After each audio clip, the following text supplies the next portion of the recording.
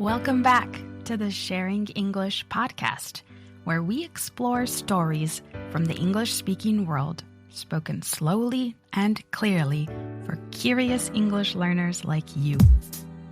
Let's get started.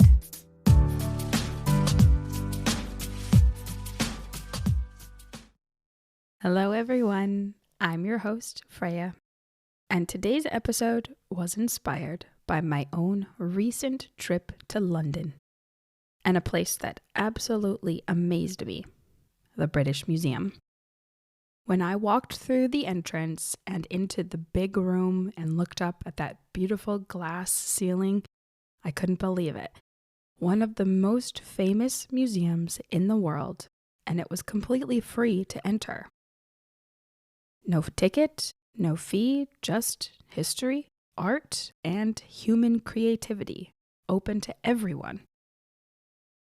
But that got me thinking, why are so many of London's museums free? What does that say about how Britain sees education, culture, and public access? And what about the controversies that sometimes surround these institutions? Let's take a closer look.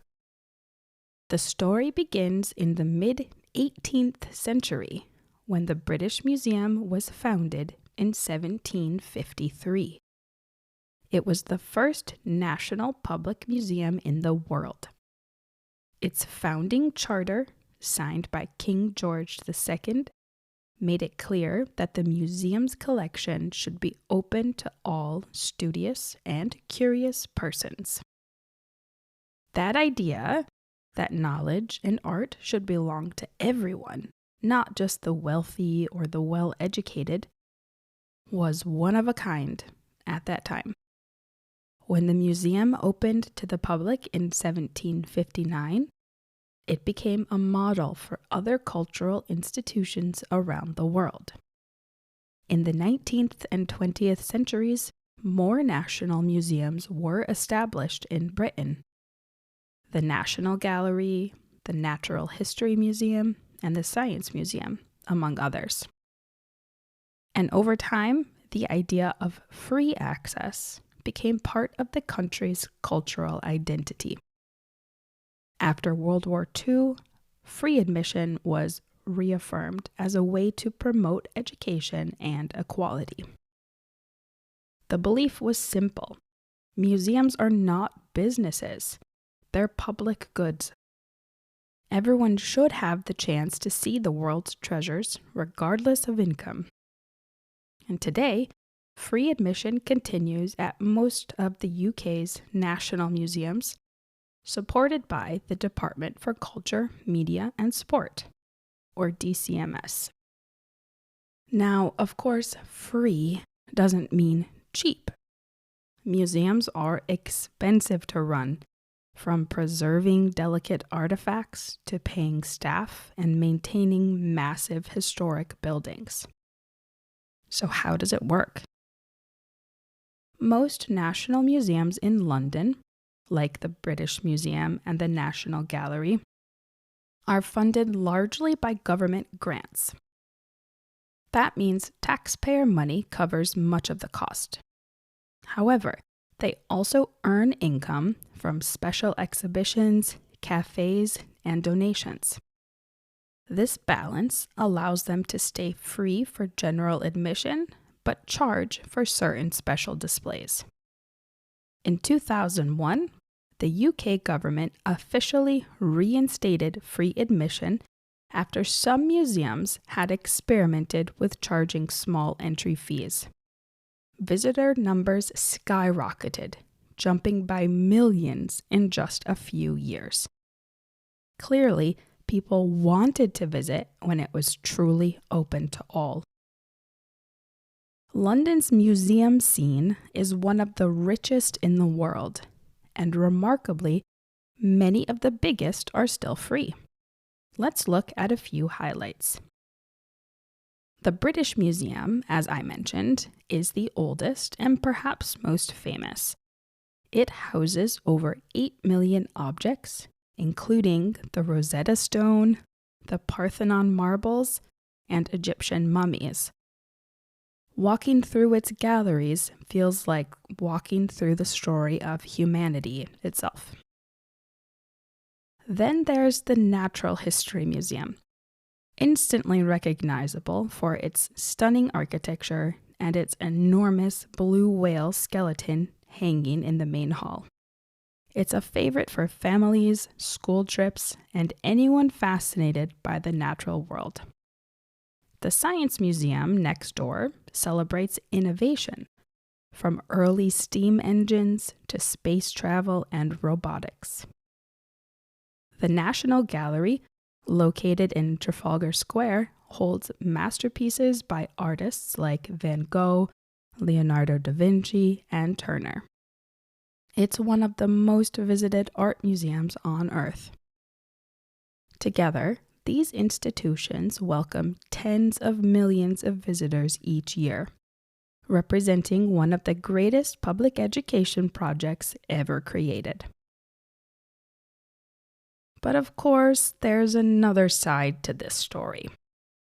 The British Museum in particular has long faced questions about ownership and repatriation. That is, whether certain objects should be returned to their countries of origin. The Parthenon marbles, also known as the Elgin marbles, were taken from Greece in the early 1800s, and Greece has repeatedly asked for their return. The same goes for the Benin bronzes, which were taken from what is now Nigeria during a violent British military campaign. Supporters of repatriation argue that these items were taken under colonial rule and should be returned.